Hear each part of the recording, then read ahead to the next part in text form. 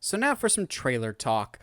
Yeah, yeah. So we had Star Wars Celebration this past weekend, which had a bunch of news, but nothing like earth-shattering that we needed to really discuss. Like, we saw that Sabine has been cast in Ahsoka. I'm not really familiar with that actress.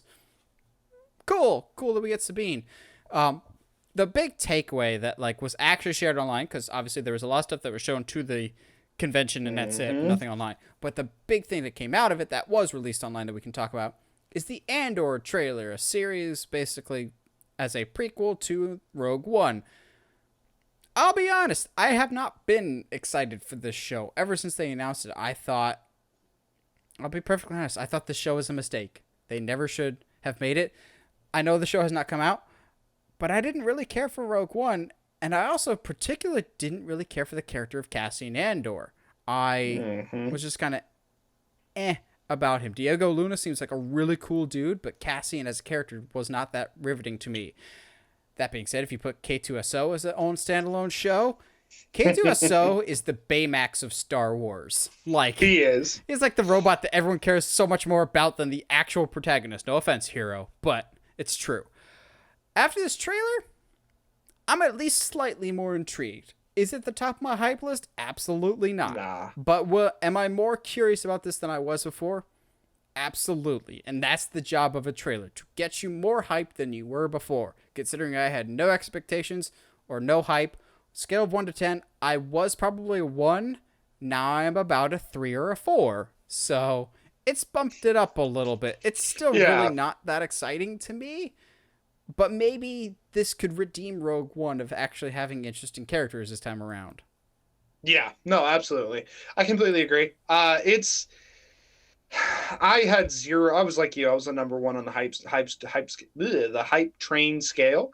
But after this trailer, uh, the visuals, the music, some of the dialogue, super down, man.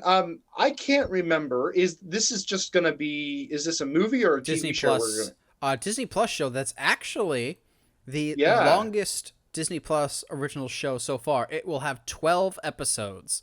So I'm going, so interesting. since it's the longest, everything's going to be like 22 minutes just to say it's 12 Yeah, episodes as opposed to correct. like Stranger Things where every episode's like an hour and 15 minutes. So Yeah. they're just going to really Well, flesh this out. yeah. My hope is because so during COVID, I think all of us did many things and did many movie marathons. Okay. For like my family, yeah, my family did a Star Wars movie marathon, starting with the Phantom Menace and kind of working through hitting. Phantom. Yeah, that's what I said. You said Um, fandom, which, I mean, the fandom menace is also Phantom a Menace. very That's accurate statement, too. that is that's how you describe the Star Wars fandom.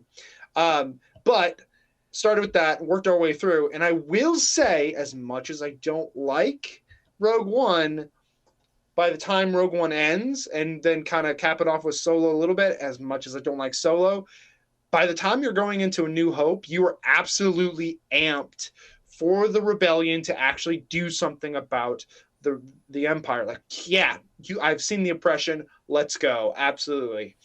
My hope is that this show will replace Rogue One with that like ampage of like, oh, bro, like we see maybe Andor is going from Cassian, is going from planet to planet and seeing kind of the stuff that the Empire is doing to not just like his people, but the people all over the galaxy, and see what and maybe give more light to his statement that he makes before he kills his informer in Rogue One, of like, look, like you haven't seen what I've seen. So maybe let's have him start out being this pure, like, very naive guy when it comes to the rebellion, and being having to make some really tough choices that turns him into the guy that we get in Rogue One. To me, that can be very, very interesting. And this trailer has went a long way for getting me at least interested slash hyped for the show. Now, is that hype level as high as the Obi-Wan show? No, not at all. But it's still, like you said, I think I'm going to go up to like a 5 or 6 as far as hype level. So, something I would like for this show, and it's always kind of been weird to me with Star Wars that they've chose to tell the story this way is how is it that once we get to the original trilogy with New Hope and everything else, like everyone seems to forget what life was like during the prequel era. Like everyone like talks about Jedi or the old ways as like it was so long ago. There's 19 years between episodes 3 and 4. Now I get that there's younger cast in that time period of like people in their 20s and 30s. I would like older characters to be like, yeah, I don't know why they're saying Jedi were legends. Like I met them. They were pretty chill, a little weird, but they were pretty nice. Like it's not that long ago. Like I don't want to make this analogy, but I will. It would be like for Star Wars to say that the Jedi was not a myth or something. It would be like us explaining to a child nowadays something that happened in the year 2000 or 2001, and they'd be like, "No, that's a legend." I'm like, it was just 20 years ago. Like you could see this. I get that the Empire controls the narrative, but I'm like, I don't think people would collectively forget the world that it was that quickly and just be like, it's a legend. Most of you were there to say, no, this is actually how life was. Like, that's always bothered me that. So the world just changed their collective memories, like within 3 to 5 years to say, oh yeah, the Jedi never existed. Like, what? But like at the same time, I think we're dealing with, like, yes, the Empire controls everything, but information is not spread. It's not like, I think it's different from having like a centralized one single planet, whereas like you can totally control the narrative, but it'd be impossible to erase everything. Whereas you have a planet 3 systems over that barely gets any information about the Republic. So like it would be a little easier. Maybe they've had over, the last millennia only had 1 or 2 visits from Jedi. Yeah, like to them they would probably be a legend. So I agree, like that it's only 20 years, but at the same time it's like a lot can happen in 20 years. I mean, look at our lives. Jeez. Nothing's changed in 20 years.